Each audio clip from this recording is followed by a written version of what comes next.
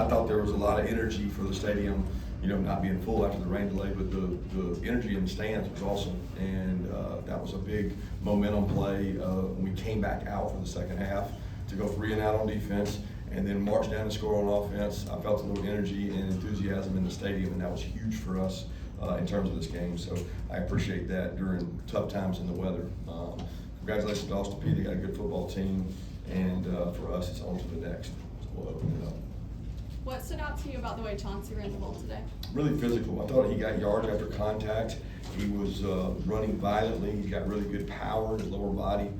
He runs behind his pads. We've noticed that all camp. He's broken a lot of tackles. I thought he had a little more burst and spring in his step today, and we got yards after contact, which is big for us.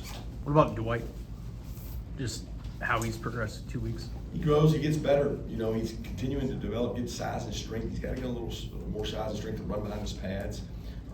He seems more electric. You hold your breath when he comes in there because you feel like he can break out any time. But then when he's running east and west sideways, he's got to cut it up and go somewhere. We had a couple runs where we ended up not getting anything out of it, and they weren't great runs. They weren't well blocked. But I'd like to see him get vertical and get the ball back in line of scrimmage. But really pleased with Dwight and just excited for him because he works so hard every day.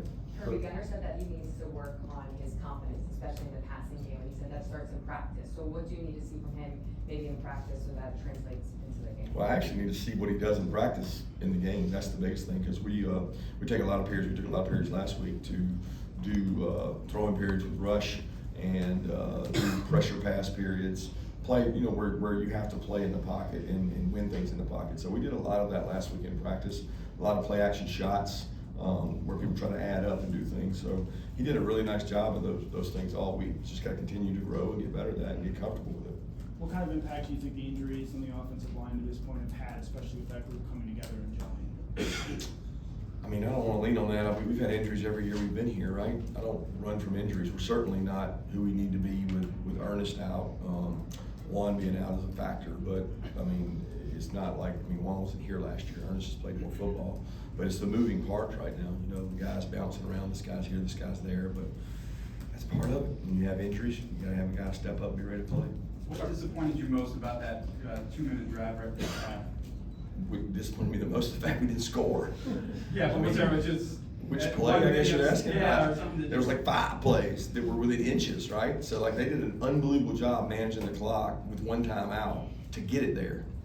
And then I forget what play got us to that spot, but then it was 3 plays where we actually had either a run or a pass completion that didn't get in. So any one of those gets in, or they actually helped us by calling a timeout because we're going to clock it and we're going to lose a down. They call timeout, they give us another down, and we get the extra down and we don't cash it in. And then we get another down because of a penalty, and we don't cash it in, and we don't cash it in. Looking back, I probably wish that we would have ran the ball earlier, but the thought was that you don't run it when you don't have a timeout, until the end, and we didn't have a timeout. So it was disappointing, and give them credit, and best part is it created a little adversity for us. So I'm glad we had some. Do you have an update on Ethan Barber's? Yeah, it was a tough ankle injury. I'm not sure, it was a bad deal. I don't know what the prognosis is going to be or how long, but it was a tough one to see right there, especially on the last play of the half. Kirby, you mentioned the, almost 2 hour delay with the Lightning. What did you do to keep the team engaged? Because it did look like they came out, like I said, the second half, they played a little bit more energy. Yeah, it probably was more what we didn't do. We had a plan of we're going to come in there, got the iPads, got the TVs, and I was like, guys, we can overdo this. So we went in and jumped right on it. And then once we realized, hey, the forecast is saying it's going to be a while, we took the pads off, we took the cleats off, we shut it down. We let guys go back to their piece, quiet, sit there, and treated it like a new game when we came back, and didn't try to coach them the entire time. Didn't try to just sit over the top of them. And we had a good 20-minute conversation when we knew we were going back, and then we warmed up and went out there. But the energy helped us more than anything. I think the rest helped our guys energize a little bit too. It was hot that first half, so it was what I call slop ball. Like it gets in scrimmages, it was just sloppy. Just guys can't run, guys look bad. You think that you're like, well, we gotta be in shape. There's only so long you can play in wet ball of that temperature.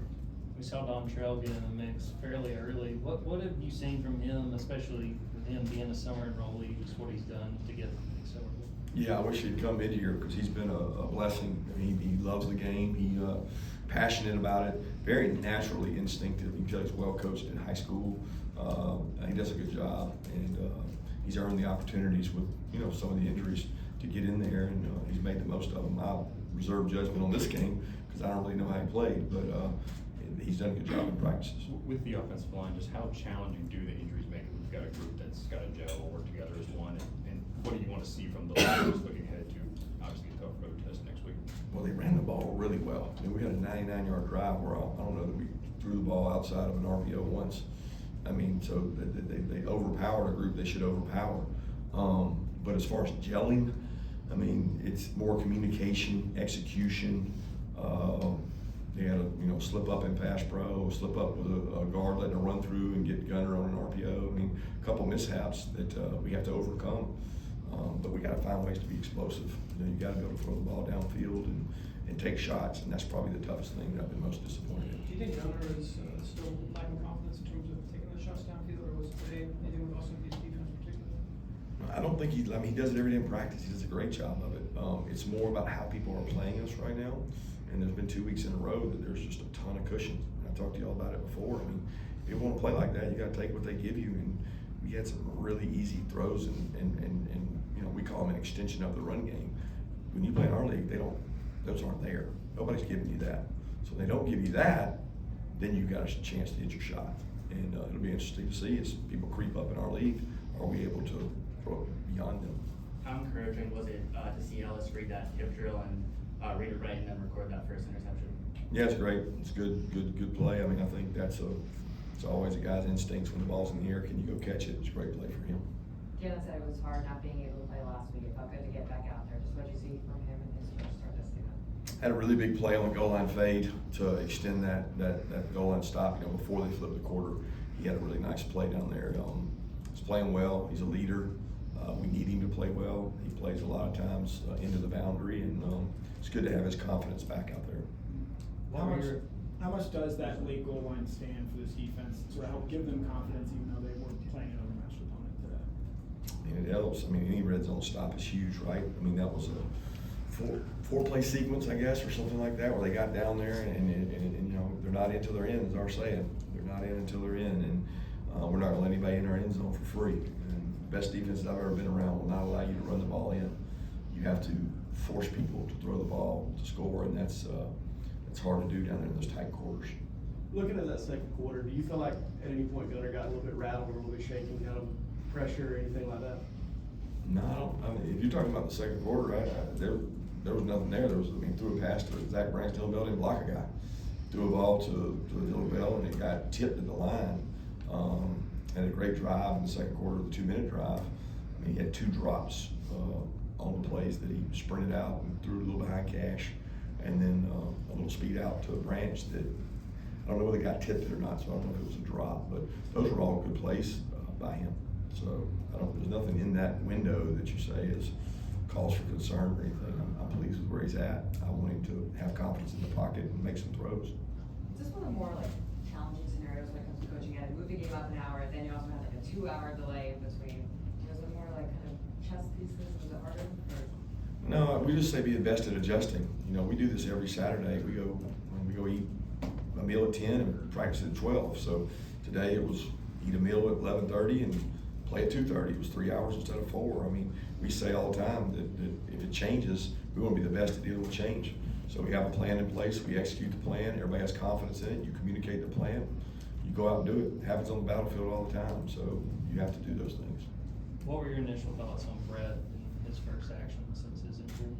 Yeah, he had the really good pooch. I think that was his pooch. He did a nice job. One of his punts was a little flat. Didn't have the same hang, but he's been putting the ball well in practice, and he felt good enough to go. One of you was talking about wanting to see Nate Frazier get the 30 yards. I guess what have your impressions of him been over his first 2 games? Been great. I mean, Nate. I mean, the biggest thing is ball security, right? Like, got to protect the ball. Got to be smart with the ball. Got to run through contact, see things. But he works his tail off. That's all you can ask. I'm not sit here and criticize and say there's holes sometimes there that he misses, but then other times he runs right through contact, breaks tackles, and He plays with very good effort for us. I love the way Nate competes and he cares about his teammates, and all those backs, they love doing it by committee. After 2 games still for the season, how ready do you feel like your team is to open up SEC play on the road next week? We'll find out, that's for sure. You know what I mean? It's a different demeanor when you go on the road in the SEC, especially when you have not been on the road. Study the stats on that. You ain't been on the road in your first road games in the SEC. We had a couple years ago at Auburn. It's always an adventure, and we've been preparing for that, knowing that all along that it's going to be different when you go up there, and you got to be prepared for it. You got to have confidence in your plan. You got to go execute as a unit. It's not you against 100,000. It's you against 11 on 11. You talk about, along those lines, you want to see Gunner be more confident, throw the ball from the pocket. Do you do anything differently, approach anything differently this week to kind of instill that confidence with that challenge they have playing on the road? We do that every week, and I don't question Gunner's confidence in throwing the pocket. He does it every practice. Just want to see him carry it over to the game and play like he does in practice in the game. And a lot of that comes through the protection he gets in front of him. So protect well, and you'll get the completions you need out of it.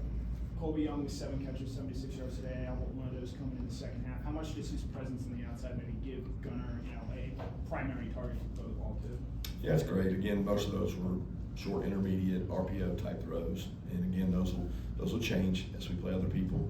And he's a contested catch guy. He's a big guy. He's a weapon on the perimeter blocking. He's a weapon to tackle. So he's hard to get down on the ground. I'm really proud of his energy and his enthusiasm, the way he leads, and his personality. The team takes on his personality. Coach, you mentioned the pass protection being a little bit leaky. What's been going on there the last 2 weeks? A couple of blood throughs last couple of games. Well, it's more about run game and play action. When you have a play action, you're accounting for 4 down or 3 down, and then you've got add-ins. And everybody's got to have their eyes in the right spot for add-ins, because you don't always get run-throughs. It's not pressures. It's somebody's trying to stop the run. If people try to really sell out and stop the run, sometimes they just keep on coming. And we got to do a good job picking them up. That should help on your overs and your play actions, because there's nobody in the underneath coverage who comes naked. But they're getting home before we can get it protected. And we got to shore that up, because that's an identity of who we are for the last 3 to 4 years. We've been really good at play action shots and overs and 15, 20-yard passing game. We got to improve that. Any more questions? All right, thank you, Coach. Thanks, guys.